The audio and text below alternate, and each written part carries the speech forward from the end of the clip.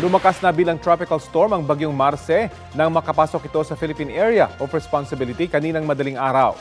Base sa 5 a.m. bulletin ng Pag-asa, namataan ang sentro ng bagyong Marce 935 kilometers silangan ng Eastern Visayas. Taglay nito ang lakas ng hangin na hanggang 65 kilometers per hour.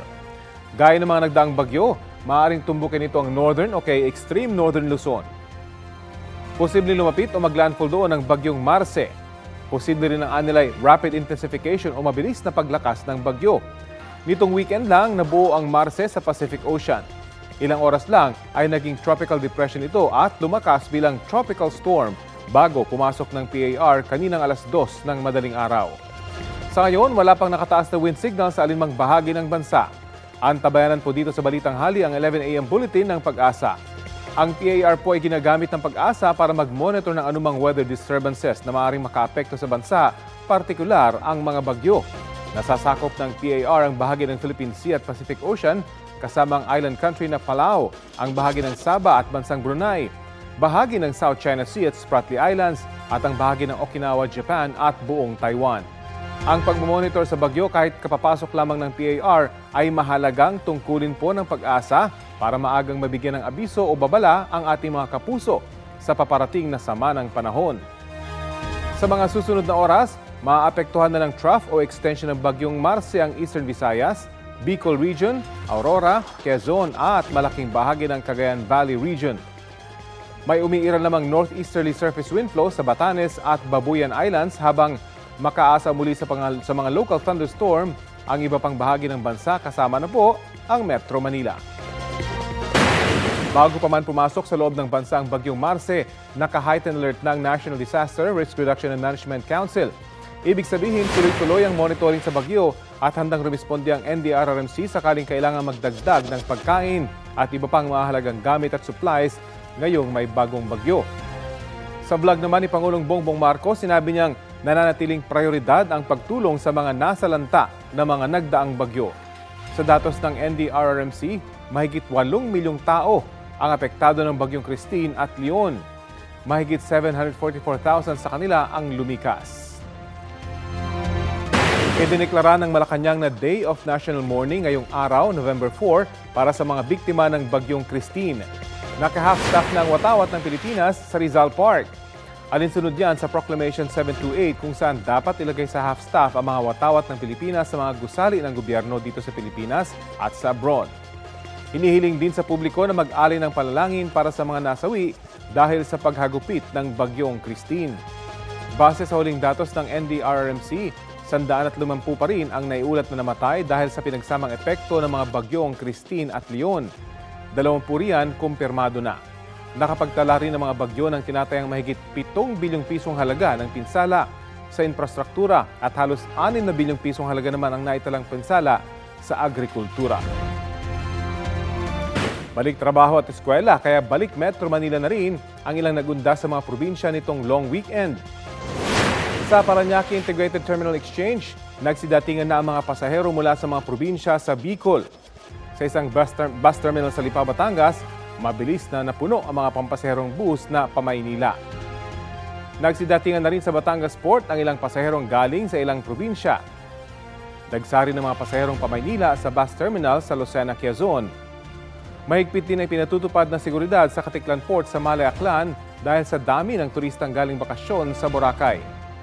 Kagabi sa North Luzon Expressway sa San Fernando, Pampanga, nakunan ko rin ng drone video ang mabigat na traffic sa southbound lane dahil sa dami ng mga sasakyan.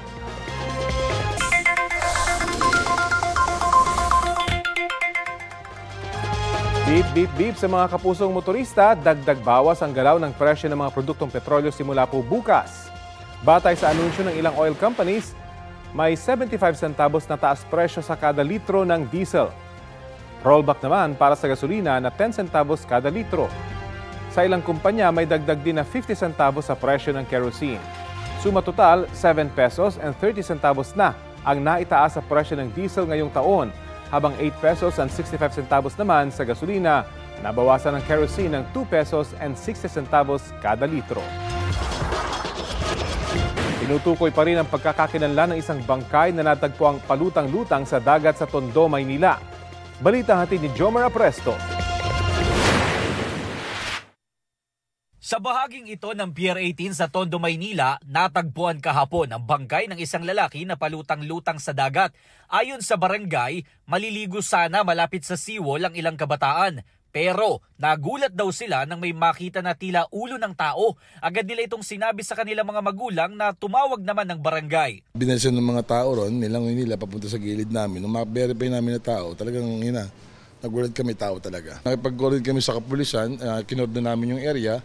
Hindi raw residente sa lugar ang lalaki. Base dun sa ID nakuha sa kanya, ito ay tiga Pandibulacan. Nung makita siya namin siya doon, nakadapa lang siya paikot. Meron na, may amoy na siya. May amoy na pero hindi pa naman naagna siya. Bukod sa ID, mayroon ding remote o susi ng motorsiklo na narecover sa bulsa ng biktima. Sa tansya ng mga otoridad, nasa 12 oras nang nakababad sa tubig ang bangkay bago natagpuan ng mga residente. Sa ngayon ay palaisipan pa sa barangay kung paano napunta sa kanilang lugar ang bangkay. Ayon naman sa homicide section ng Manila Police District, wala silang nakitang tama ng bala sa katawan ng biktima. Patuloy ang kanilang investigasyon. Jomer Apresto nagbabalita para sa GMA Integrated News.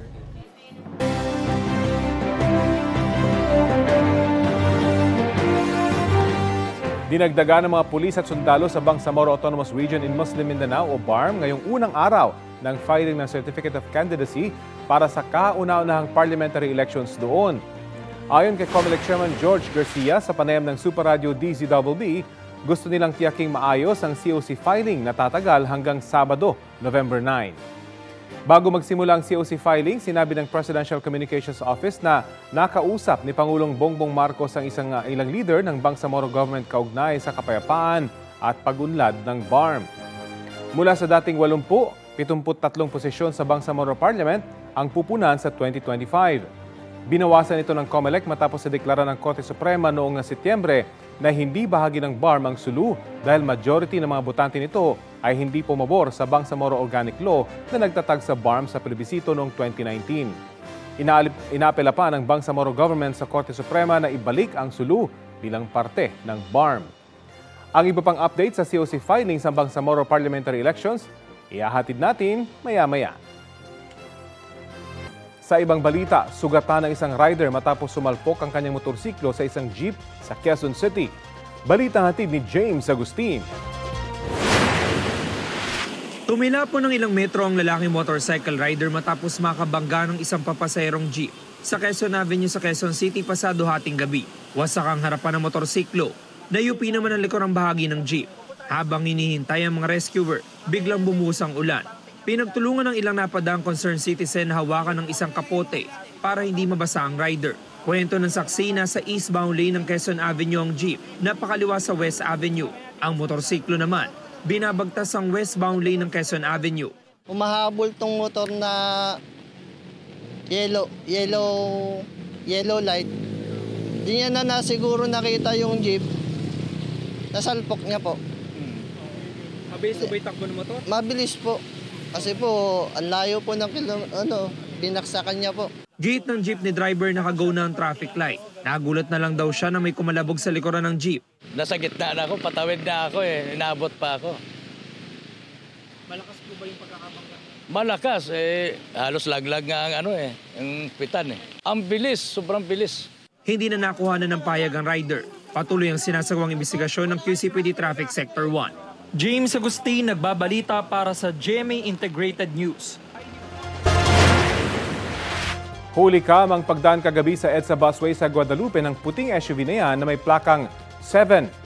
Sa video mula sa Special Action and Intelligence Committee for Transportation ng DOTR, makikita ang pag-abante ng SUV kahit nasa harap na ang isang traffic enforcer. Sinabihan ng driver na tumigil pero umatras ang sasakyan. Hinabol ito ng enforcer para hingin ng lisensya ng driver pero nagtuloy-tuloy ito sa pag-atras hanggang sa makatakas. Kinundinan ng DOTR ang insidente. Sa panayam ng unang balita sa unang hirit, sinabi ni SAIC spokesperson Jonathan Esmundo na inaasahang nilang malalaman ngayong umaga kung sino ang may-ari ng sasakyan. Sa Pilipinas, mga senador ang gumagamit ng plate number 7. Hindi sila kabilang sa mga maaaring dumaan sa EDSA busway. Huli ang sapilitan naman ng pagkuha at pagsakay sa van ng isang lalaki sa Mandaluyong City. Ayon sa pulisya, mismong nanay ng lalaki ang nag-utos nito para daw iparehab ang anak. Pero giit ng live-in partner ng biktima, hindi gumagamit ng droga ang kanyang kinakasama. Balita hatid ni EJ Gomez.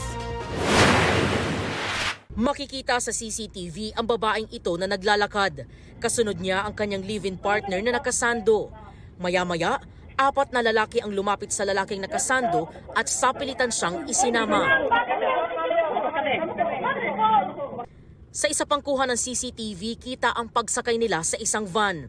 Nangyari ang insidente sa Barangay Plainview sa Mandaluyong City, mag-aalas 7 ng gabi noong Huwebes. May tumawag sa pangalan ng asawa ko po, tapos po may biglang sumunggab na lang ng mga lalaki. 2, tapos hanggang sa naging 4 na sila.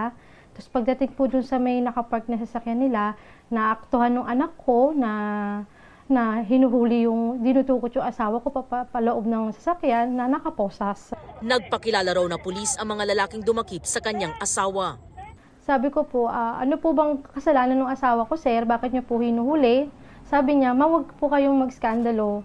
Pulis po kami. Alam po ng magulang to. Agad daw siyang dumulog sa barangay at pulis matapos ang sapilitang pagkuha sa lalaki. Ayon sa pulisya, kinumpirma ng nanay ng biktima na sila ang nag-utos na sapilitang kunin ang lalaki.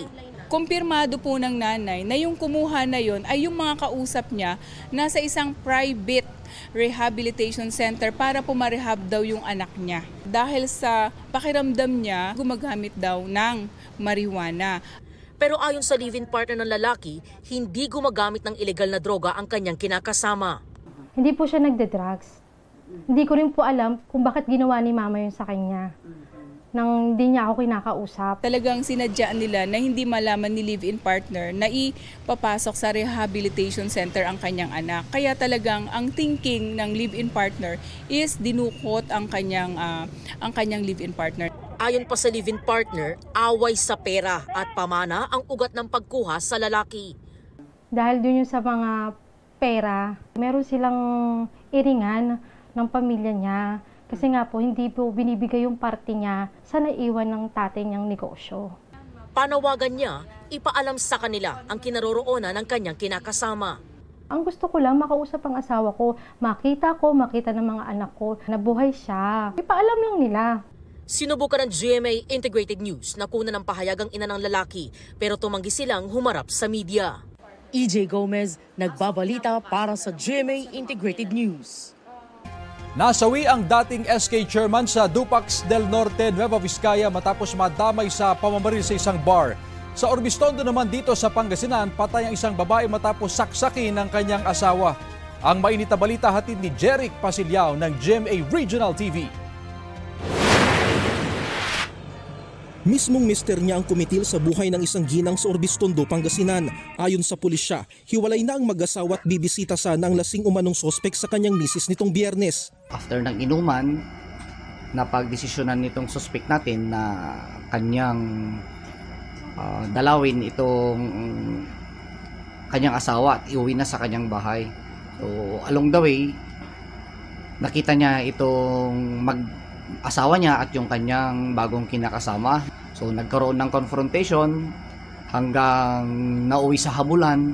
Kwento ng sospek, bumalik siya sa kanyang bahay para kumuha ng kutsilyo. Pagbalik, doon na niya inundayan ng saksak ang kanyang misis. Nakatakbo naman ang kinakasama ng biktima. Kabi mo lang yan, akong original. Sabi ko, tinira ko yung asawa ko. Hindi ko alam kung patay o hindi. Tumakbo na ako. Ayon sa mga anak ng dalawa, 6 na buwan nang hiwalay ang kanilang mga magulang. Ganun yung ginawa niya.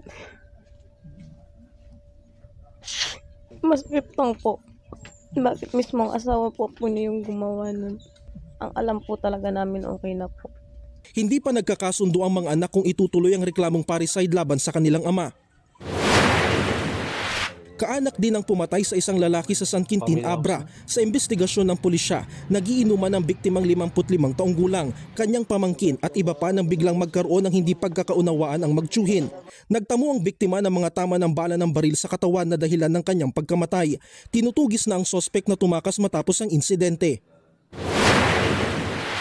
Patay sa pamamaril ang isang dating sangguniang kabataan chairman sa Dupax del Norte sa Nueva Vizcaya. Ayon sa investigasyon, parehong customer sa isang bar ang biktima at ang sospek. Nakatulog umano ang sospek at ginising ng may-ari ng bar. Umalis ang sospek pero sa kanyang pagbalik, doon na siya namaril. Tumakas ang sospek at naaresto habang natutulog sa isang waiting shed. Sasampahan siya ng reklamong kriminal at administratibo. Wala pa siyang pahayag. Jarek Pasilyaw ng GMA Regional TV, nagbabalita para sa GMA Integrated News. Natagpuan na ang bangkay ng nawawalang 14 anyos na lalaki sa Sabangan Mountain Province. Siya ang napaulat na nalunod noong October 31, Huwebes sa Sitio Dawdawan. Ayon sa mga otoridad, nakita ang biktima sa bahagi ng Chico River sa Bontoc nitong Sabado. Batay sa isinagawang eksaminasyon, traumatic brain injury, asphyxia o kawalan ng oxygen sa katawan at pagkalunod ang mga dahilan ng kanyang kamatayan. Wala pang pahayag ang kanyang mga kaanak. Hindi na raw sasagutin ni dating Pangulong Rodrigo Duterte ang pagsumite ni dating Senador Antonio Trillanes IV ng transcript ng ilang pagdinig ng Kongreso sa International Criminal Court. Walang ginawa na kung hindi magdaldal. Huwag kayong hindi ko nga sinasagot eh. Kaya hindi ko sasagutin yung Sinabi yan ng dating Pangulo nang bumisita siya sa puntod ng kanyang mga magulang sa Davao City nitong Undas. Wala pang sagot si Trillanes kaugnay sa sinabi ni dating Pangulong Duterte. Pero nag-ugat ang reaksyon ng dating Pangulo sa pahayag ni Trillanes sa X na naipadala na raw sa ICC ang transcripts ng pagdinig ng Senate Blue Ribbon Subcommittee noong October 28 kung kailan inako ng dating Pangulo ang responsibilidad sa drug war. Pati ang mga transcript ng mga Quadcom hearing tungkol din sa war on drugs. May sagot naman ng dating Pangulo tungkol sa panibagong imbitasyon ng House Quadcom sa susunod nilang hearing kaugnay sa drug war sa Huwebes, November 7. Hindi naman ako nagpapasuplado. Pero yung testimony ko sa Senate, natanong naman na lahat. Yun na yung that will be the meat, yung substance ng testimony ko. Depende sa katawan. Hindi man siguro sila maniwala nung unang invitation nila na sabi ko, Bong, sabi mo, I'm not good.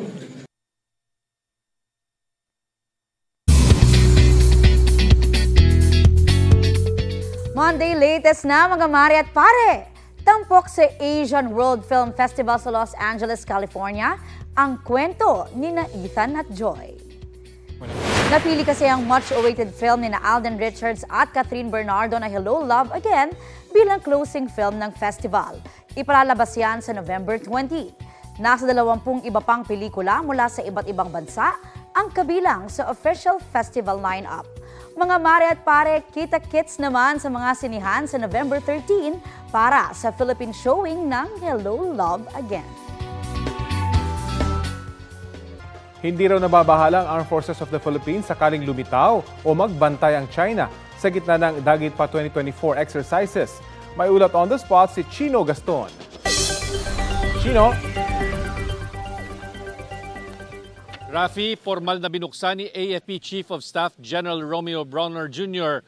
ang 2024 Dagit Pa exercises na layong magsanay at ipakita sa buong mundo ang pinagsanib na puwersa ng AFP, Philippine Coast Guard at PNP sa depensang panlabas o external defense ng bansa.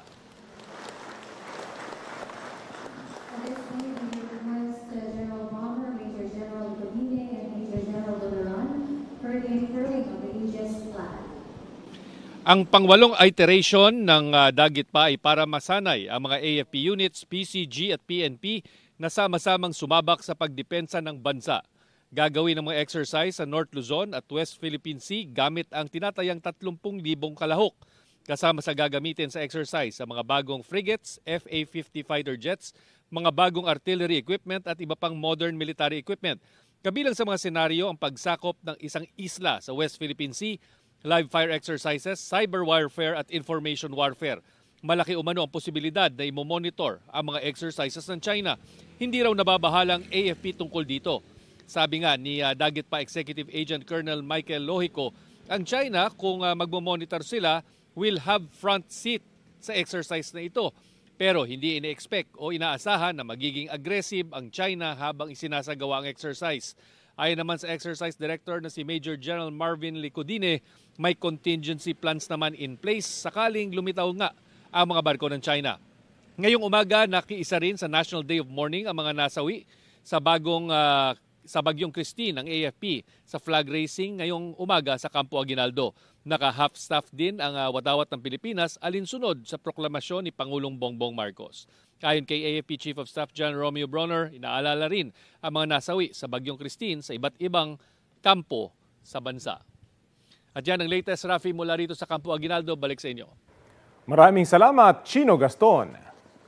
Mahigit 5,000 tonelada ng sulfur dioxide o asupre ang ibinuga ng Bulkang Kanlaon mula hating gabi kahapon hanggang madaling araw kanina, ayon sa PHIVOLCS. Base sa kanilang monitoring, nagkaroon din ng 5 volcanic earthquake dahil sa bulkan. Umabot din ng 350 meters ang degassing ng bulkan. Kasalukuyan pa ring nakataas ang alert level 2 sa bulkan. Ibig sabihin, hindi pinapayagan ang pagpasok sa loob ng 4 na kilometrong radius ng bulkan.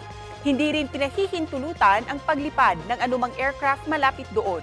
Sabi ng PHIVOLCS, posibleng itaas sa Alert Level 3 ang Kanlaon kung magpapatuloy ang aktibidad nito. Biyayang itinuring ng ilang residente sa Mualboal dito sa Cebu ang sandamakmak na isdang tamban na napadpad sa kanilang dalampasigan. Hello, dugo natin!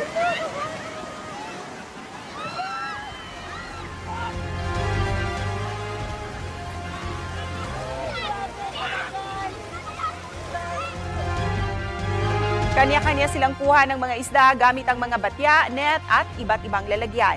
Hinala ng ilan na padpad sa dalampasigan ng mga isda dahil baka hinabol ang mga yon ng mas malaking isda. Kilala ang Mualboal sa diving activity na tinatawag na Sardine Run Experience kung saan nakakasabay sa paglangoy o nakikita ng diver o snorkeler ang mga school of fish.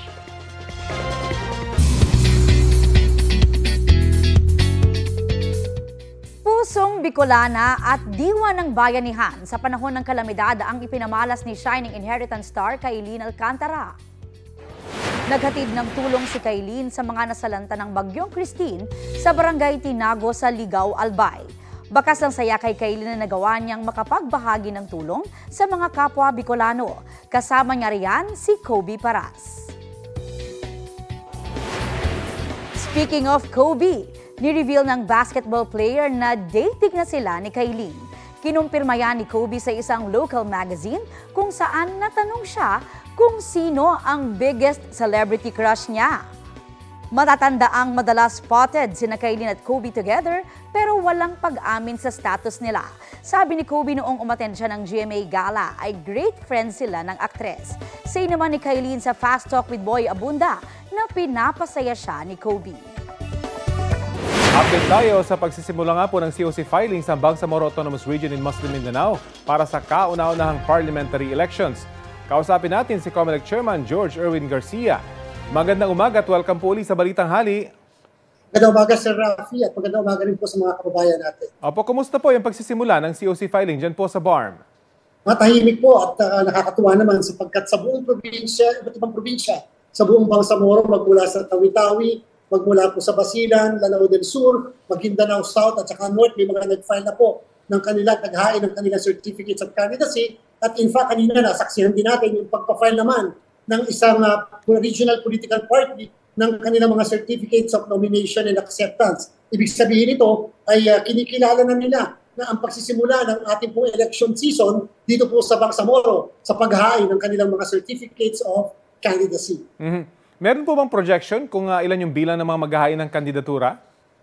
Alam niyo po, hindi naman po ganun kadami, Sir Rafi, kasi dito sa Bangsamoro sapagkat ang magiging halalan po dito ay para lamang fill upan, maghalal doon sa tinatawag na parliamentary district at pagkatapos meron po tayo more or less 7 hanggang 10 na regional political parties na maghahain po ng kanilang mga certificates of nomination and acceptance. Subalit alam niyo kasi minsan sa isang distrito, napakadami nagpa-file ng kanilang candidacy. Kung kaya minsan inaabot ng 10 kahit na ang posisyon na pipilapan ay isa lamang.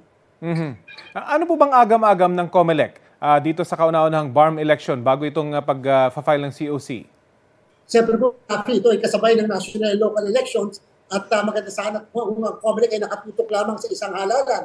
Ang agam-agam lang po natin ay yung hindi pa nalalaman ng kabuuan ng Bangsamoro na magkakaroon sila ng kauna-unahang Bangsamoro parliamentary election. Kung kaya kinakailangan paigtingin ng COMELEC ngayong darating na Disyembre hanggang Enero ang aming voters education and information at ipahayag sa kanila 2 balota ang tatanggapin nila sa Rafi sa Mayo at 12 dahil maghahalal sila sa national position at sa local position at separate na balota para sa Bangsamoro position. At the same time, syempre yung peace and order situation ng Bangsamoro lagi nating concern, pero tayo po naniniwala sa tulong ng AFP, PNP, masisigurado natin maayos ang magiging kalagayan dito sa Bangsamoro. Ano naman po ang reaksyon nyo sa sinabi ni Senate President Chis Escudero na tatalakayin nila sa Senado yung panukalang ipagpaliban muna yung parliamentary elections dyan po sa BARM? Sir Rafi, siyempre po yan political decision. Igaralan natin, kami po ay tagapagpatupad lamang ng kung ano yung batas na umiiral sa kasalukuyan patungkol sa halalan. At dahil po sa kasalukuyan ay magkakaroon dapat ng halalan sa Mayo 12 sa Bangsamoro at Mayo 12 sa national and local position, yan po ang paghahanda namin. At kung ano man po ang mangyayari sa mga susunod na araw, kami po ay tatalima. Pero hindi naman po pwedeng ang COMELEC ay aasa doon sa mga balita, kinakailangan magtuloy-tuloy po kami sa aming paghahanda until and unless may pagbabago sa ating umiiral na batas. Ano bang magiging epekto kapag napospone yun pong election dyan po sa BARM? Ang effect po nito, Sir Rafi, may mga ilang settle na mga issue katulad ng ilan ba talaga dapat ang iahalal sa Bangsamoro? 73 ba o 80 sapagkat ang nakalagay sa batas ay 80. Number 2, syempre meron kasing lugar na hindi pa nagiging probinsya hanggang ngayon. Yung 8 municipalities yung tinatawag na special geographical area, 63 barangays dati yun, hanggang ngayon wala silang probinsya. So yan po ang mga implikasyon na kung sakasakali mapostpone. But at the same time, siyempre umaasa mga kababayan natin na magkakaroon ng halalan dito sa Bangsamoro sa darating na taon. Meron na ba kayo nakikitang epekto sa hindi pagsali ng SULU or pag-exclude ng SULU dito po sa BARM elections dahil hindi sila bumoto pabor sa BARM law? Opo, Sir Rafi, legal issue po yan. May motion for reconsideration pa sa kasalukuyan sa Supreme Court tungkol sa bagay na yan. Number 2, siyempre, ilan ba talaga ang ihahalal? 73 ba o 80? Kasi nakalagay sa batas, 80. Opo. Yung pagkakatanggal po, Sir Rafi, ng SULU, 7 po sila eh. 7 ang representante nila sa parliament and therefore, baka kasi magkaroon ng legal issue. Question kami, bakit 73 lang samantala nakalagay sa batas ay 80? So yan po yung mga ilang bagay na kinakailangan i-settle pa sa kasalukuyan, pero ang COMELEC ay magpupusid sa halalan kahit yan ay 73 or 80 mga membro sapagkat ang mandato namin magkaroon ng halalan sa Bangsamoro. Pero mas mainam po ba na masettle muna yung issue ng SULU bago magkaroon ng eleksyon? Mahirap kong sagutin sa Rafi sapagkat political issue po yan. Pero ako po bilang isang abogado, dapat talaga masettle sana yung issue na yan bago po tayo maghalalan eh. Kasi para po hindi ma-question kung ano man yung resulta ng eleksyon after 2025 May. Dahil ang iba dyan, pagkalalot na tayo, hindi makukontento kaya questionin. Ay mali ang ginawa ng COMELEC, dapat 80 yan. Dapat kasama yung ganito, dapat didistribute yung 7 ng SULU sa natitirang munisipyo o probinsya ng Bangsamoro. So yan po yung mga legal issue na I think po kinakailangan masettle bago mag-eleksyon ng Mayo. Yun na nga po, posible yung chain reaction dyan kapag hindi na-settle yan. Mapunta naman po tayo sa national elections. Kumusta na po yung paghahanda ng COMELEC kaugnay po rito? Patating na po yung kabuuan ng makina, Sir Rafi, na mga gagamitin natin sa 2025 elections. Ongoing na rin po yung ating po mga hardware acceptance test na sinasabi. Pina-finalize na po natin na listahan ng botante sa Rafi. Nalaman natin meron tayong 68,500,000 na mga botante sa buong Pilipinas. At minadiscover din kami, Sir Rafi, na more or less mga kulang-kulang 1 milyon na mga double or multiple registrants na kinakailangan tanggalin sa listahan ng ating mga botante. Pina-finalize na rin namin yung mga presinto kung saan magboboto ang ating kababayan at yung mga lugar, venue, kung saan gagawin po ang ating halalan. At later on, magkakaroon na po tayo ng roll-out ng lahat sa buong Pilipinas, sa lahat ng machines na gagamitin po natin para po masanay, matuto ang mga kababayan natin sa paggamit ng makina sa darating na halalan. Okay, maraming salamat po sa oras na ibinahagi niyo sa Balitang Hali. Maraming salamat po, Sir Rafi. Mabuhay po. Si COMELEC Chairman George Erwin Garcia. Ito ang GMA Regional TV News. Dumausdos at sumalpok sa mga barrier ang isang modern jeep sa Tigbawan, Iloilo. Sa Pagalungan, Maguindanao del Sur naman, 19 patay dahil sa bakbakan ng 2 grupo ng Moro Islamic Liberation Front o MILF. Ang mainit na balita hatid ni Kim Salinas ng GMA Regional TV. Basa na ito katawanan niya. Nagpanay. Bakbakan yan sa pagitan ng dalawang grupo ng Moro Islamic Liberation Front o MILF sa Pagalungan, Maguindanao del Sur. Ang ugat umano ng gulo, alitan sa lupa. Ayon sa opisyal ng Maguindanao del Sur Police Provincial Office at 6th Infantry Division ng Philippine Army, nag-agawa ng dalawang grupo sa malawak na agricultural land sa sitio Gagiranin sa Barangay Kilangan. Mabilis itong nirespondihan ng militar at pulisya, pero agad na nakaalis ang mga armadong grupo. Na-recover nila ang ilang matataas na kalibre ng armas at mga bala. Kapwa mataas na opisyal umano ng MILF ang leader ng nakabakbakang grupo. Ayon sa Pagalungan LGU, hindi bababa sa 19 ang nasawi galing sa dalawang grupo. Sa ngayon ay kontrolado na ng militar at pulisya ang naturang lugar. Sa kuha ng CCTV sa kalsada sa Barangay Buyuan, Tigbawan, Iloilo, makikita ang pagdating ng isang modern jeep. Dumaos-dos at umikot ito sa kalsada at sumalpok sa mga barrier. Hindi na nag-report sa pulisya ang driver kaya hindi natukoy ang dahilan ng muntik na pagka-aksidente ng modern jeep. Pero posibleng nawala ng kontrol ang driver dahil sa madulas na kalsada. Wala namang nasaktang pasahero. Halos 2 linggo na ang nakararaan. Isang mag-asawa ang nasawi sa parehong lugar matapos mabangga ng isang delivery van ang kanilang sinasakyang motorsiklo. Napilitang magsuot ng face mask ang mga residente sa isang barangay sa Murcia, Negros Occidental dahil sa masamang amoy ng kemikal na nalanghap galing sa isang ice plant sa lugar. Planaga pa lang to, taas tama gapon. Pilit ka dyan sa imubula nga dugar na, pilit mo naman, kagig mo, kasi ko magkaduka ko. Kasi ko magdugay-dugay, pag matumba na lang ko niyo. Ang ilang residente, na karamihan ay mga bata senior citizens, lumikas muna dahil sumama ang pakiramdam. Sakit sa dugahan mo, imot yan, hindi ka insindi. Gabutod perme, dire na sa eskulahan para kaklok ko hangin nga wala baho. Ayon sa opisyal ng barangay, ang nalanghap na chemical ay ammonia. Dahil sa reklamo ng ilang residente, ipinatawag ang pamunuan ng ice plant kung saan sila mismo ang nagkumpirma na sumingaw nga ang isa sa mga tubo ng planta. Pinuntahan ng news team ang nasabing planta ngunit walang humarap na kinatawan ng management. Ayon sa Penro, maituturing na air pollution ang nalanghap na ammonia at delikado ito sa kalusugan. Excessive na volume kasi tolerable sa lawas ng tao. So makalipid siya. Air pollution siya. Kaya ilang nagsisipan mang Posible rin daw itong magresulta ng pagkabulag at pagkamatay. Patuloy pang kinukumpuni ang bahagi ng tubo kung saan itinuturong sumingaw ang kemikal ayon sa barangay. Kim Salinas ng GMA Regional TV, nagbabalita para sa GMA Integrated News. Kasunod ng Bagyong Christine at Bagyong Leon, nagtaasan ng presyo ng mga isda sa ilang palengke.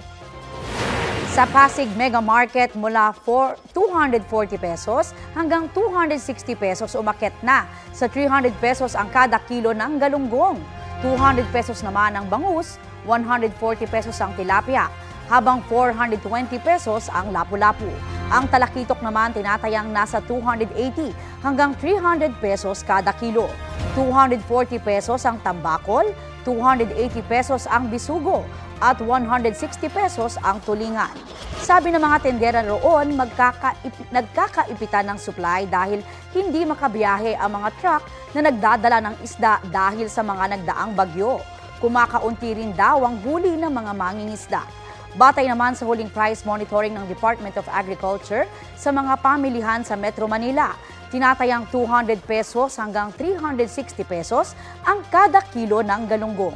150 hanggang 220 pesos ang bangus, 110 hanggang 180 pesos ang tilapia, habang 100 hanggang 160 pesos ang tamban.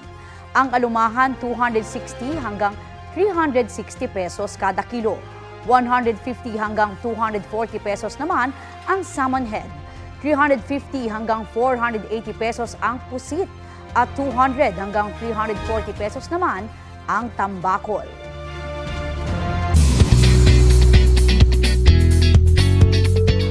Award-winning actress at dancing queen na nga, certified biritera na rin daw si Kapuso primetime queen Marian Rivera.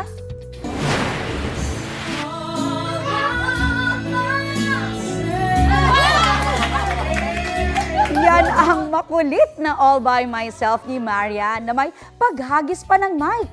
Ang reveal, lip sync lang pala. Si Julian San Jose kasi mismo ang kumanta nito.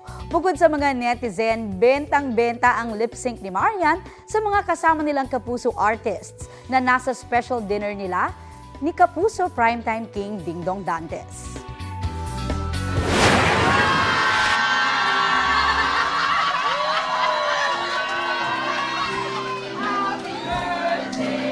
May pa-surprise birthday party naman ng mga malalapit na kaibigan at katrabaho ni GMA Network Senior Vice President Attorney Annette Gozon Valdez. Present doon si GMA Chairman Attorney Felipe L. Gozon, kanyang kabiyak na si Mrs. Teresa Gozon at kanilang mga kaanak. Dubalo rin sa event si Senior Vice President for Corporate Strategic Planning and Business Development, Reggie C. Bautista. Vice President and Head ng Corporate Affairs and Communications, Angel Javier Cruz, at Sparkle Vice President Joy Marcelo. Spotted din sa event sina Kapuso primetime king Dingdong Dantes, Asia's multimedia star Alden Richards, Asia's Limited star Julian San Jose, Sparkle couple Gabby Garcia at Khalil Ramos, at iba pang Sparkle artists na nagbigay ng birthday message kay Attorney Annette. Update naman tayo sa unang bagyong ngayong Nobyembre, ang bagyong Marce. Kausapin natin si Pag-asa Weather Specialist, Ana Cloren Horda. Magandang umaga at welcome sa Balitang Hali. Magandang umaga din po, Sir Rafi. Ganda po sa ating mga taga-subaybay. Nasaan na po ngayon ang lokasyon at gaano kalakas itong bagyong Marce? Huli po natin na mataan itong bagyong si Marce sa layong 775 kilometers po ito ng Borongan City, Eastern Samar. At nasa tropical storm category pa rin po ito. Nasa 75 kilometers per hour yung kanyang taglay na lakas ng hangin at pagbugso na umaabot sa 90 kilometers per hour. Pa west-northwestward po pagkilos sa bilis na 35 kilometers per hour. Batay po sa satellite image, kita yung unti-unting paglawak ng mga bitbit na ulap ng bagyo. May mga tumawag dito na maliit o compact storm ito bago pumasok sa PAR. Pwede niyo po bang ipaliwanag ito? Yes po, tama po kayo, Sir Rafi. No? So nagko-consolidate po yung ating bagyong binabantayan na si Marce. So kahapon, kung na-observe po natin, so malawak po yung kanyang sirkulasyon, kalat-kalat po yung mga pag-ulan. Pero ngayon po ay nagko-consolidate o mas, kumbaga po parang mas nabubuo po yung bagyo natin at sign din po ito na medyo intensifying din itong binabantayan po nating bagyong si Marce. At sa mga susunod na araw, posibleng pa nga rin po itong mas lumakas pa habang nandyan po sa may karagatan po ng ating bansa. Saan mga lugar po posibleng magpaulan itong bagyo? Itong bagyong si Marce ay posible po magdulot ng mga pag-ulan lalo na po sa may eastern section ng Luzon. Kasama po dyan yung Bicol region at yung sa may Bicol region po, yung trough o yung extension ng kaulapan nitong si Marce, yung inaasahan po nating magdudulot ng mga pag-ulan sa mga susunod na araw. Patin at kapag dahil nga ngayon, Sir Rafi, naasahan natin na posible po itong maglandfall dyan sa may Cagayan area, ay malalakas na mga pag-ulan din po inaasahan natin na posible maramdaman sa may Northern Luzon area. Kasama na po dyan yung Batanes, Babuyan Islands na inulan din po nung huling bagyong si Leon. Hanggang kailan po kayo mananatili itong bagyong Marce sa Philippine Area of Responsibility? Sa ngayon po, Sir Rafi, medyo mabilis po yung kanyang pagkilos, pero pagdating po ng Wednesday, medyo magbabagal po yung kanyang pagkilos at by that time, nasa typhoon category na rin po ito or mas malakas pa yung kanyang intensity. At doon nga rin po natin nakikita na posible po itong magbagal at mas mag-westward po yung kanyang pagkilos at sa ating pagtaya, ang labas po nito ng PAR ay posible by Saturday pa po ng hapon. Maiba po ako ng konti, 51 days bago magpasko. Kailan kaya natin mararanasan yung mas malamig na panahon dulot po ng amihan? Yes, sama po kayo, Sir Rafi. At kasabay nga rin po nitong bagyong si Marce, no, nakikita natin na posible pong umiral yung ating northeast monsoon season. Though meron na po tayong mahinang northeasterly wind flow dyan sa may northern Luzon area. At sa mga susunod na araw, posible pa rin po itong mas lumakas na kung saan ay posible nga po itong magkaroon ng epekto doon sa magiging track o takbo nitong bagyong si Marce. Okay, maraming salamat po sa oras na binahagi niyo sa Balitang Hali. Maraming salamat po. Magandang umaga. Pag-asa Weather Specialist Ms. Ana Cloren Horda. Ito ang GMA Regional TV News. Nadagdagan pa ng 2 sospek ang pagdukot sa Amerikanong vlogger na si Elliot Eastman sa Cebuco, Zamboanga del Norte noong October 17. Base ito sa impormasyon na nakuha ng pulisya mula sa mga witness. Ayon sa Police Regional Office 9, mga residente ng Region 9 o Zamboanga Peninsula ang 2 bagong sospek.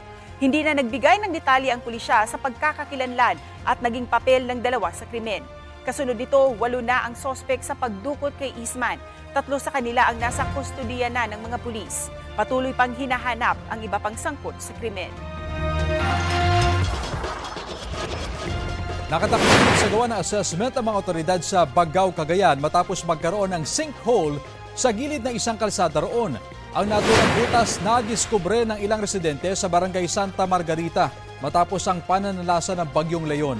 Ayon sa ilang opisyal ng barangay, ipinagbigay alam na nila ito sa mga kinaukulan at nilagyan na rin ng harang para maiwasan ang aksidente. Umaasa ang mga residente roon na maayos na ito pagkatapos ang pagsusuri.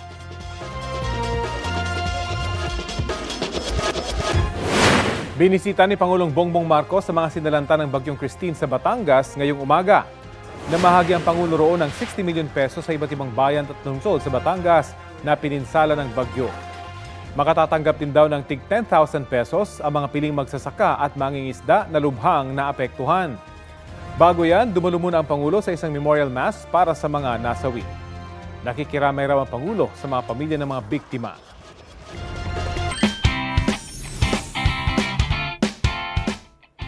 Tatlumput-4 na medalya ang nakuha ng mga Pinoy gymnast na lumaban sa Bangkok, Thailand para sa JRC Artistic Gymnastics Stars Championships 2024. Kabilang sa mga nakakuha ng medalya si Carl Eldrew Yulo na may 4 na gold medal mula sa individual all-around event, floor exercise, still rings at vault. Mayroon din siyang silver medal sa parallel bars at team event. May 5 gold medal naman si Jacob Alvarez at 4 na silver. Sa kabuuan, may 21 ginto ang Pilipinas, 9 na silver at 4 na bronze. Good job sa inyo!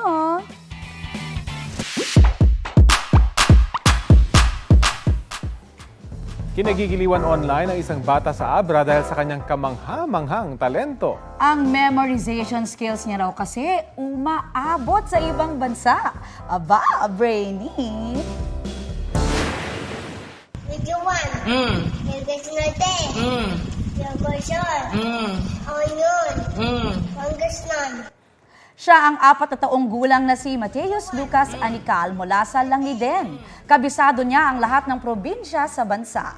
Pang-international din ang kaalaman niya pagdating sa capital cities ng iba't ibang bansa. Ayon sa kanyang mami na si Camille, 2 years old pa lang ay natutukoy na ni Lucas ang iba't ibang flags ng mga bansa. Ang video ng pagiging talented ni Lucas umabot na sa mahigit 700,000 views. Wow! Galing! Galing! Ikaw, alam mo lahat ng probinsya sa Pilipinas? Medyo. Ito po ang Balitang Hali. Bahagi kami ng mas malaking misyon. 51 araw na lang. Pasko na. Ako po si Rafi Tim. Kasama niyo rin po ako, Aubrey Carampel. Para sa mas malawak na paglilingkod sa bayan mula sa GMA Integrated News, ang News Authority ng Filipino.